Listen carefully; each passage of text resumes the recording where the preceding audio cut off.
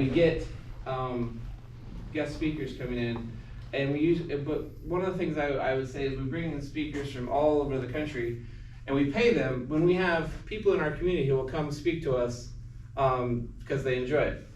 And people are community leaders, and so Frank Ritter is one of our community leaders.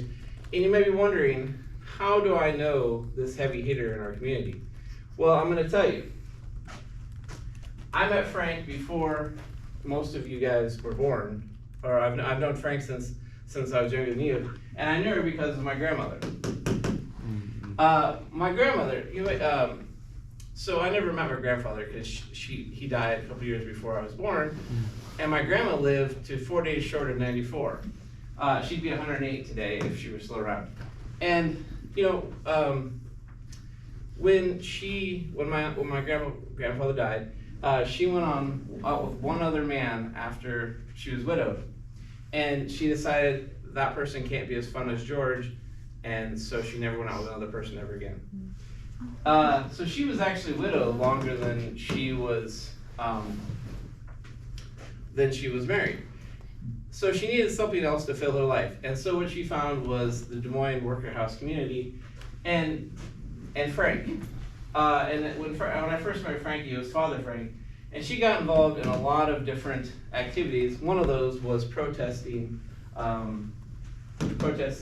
guess, war. And this was one of many trespassing cease and desist orders that she got while she was protesting with the Des Moines workhouse people. And usually people, when they get these, they wait a year, then they're like, hey, they say, hey, just don't come back and we won't do anything. And most people are like, okay, we won't go back. But Frank, if you keep coming back, they put you in jail. So Frank was one of the people that kept coming back.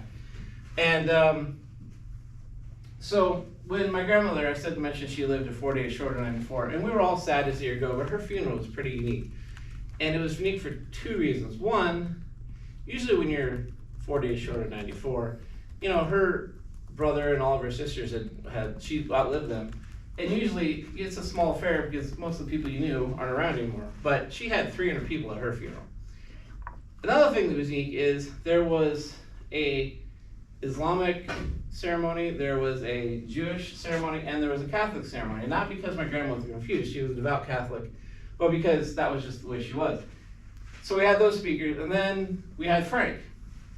And most people held it together because, she lived the life she wanted. She was, she lived a nice long life. But when Frank got up there, he starts talking about these Catholic heresies like female priests and birth control. And it's things that we knew my grandmother would say if she could see would still be there. So I like to think when I invite Frank to come talk to students, it's not just inviting Frank to speak, it's inviting my grandmother to come speak to students. So for that reason, I'm going to let Frank come talk to you guys. He's going to talk to you probably about corporate agriculture, works of mercy, and anything else that happens to be on his agenda today. And then he's got your questions, he'll answer it. So with that, I'll give you Frank.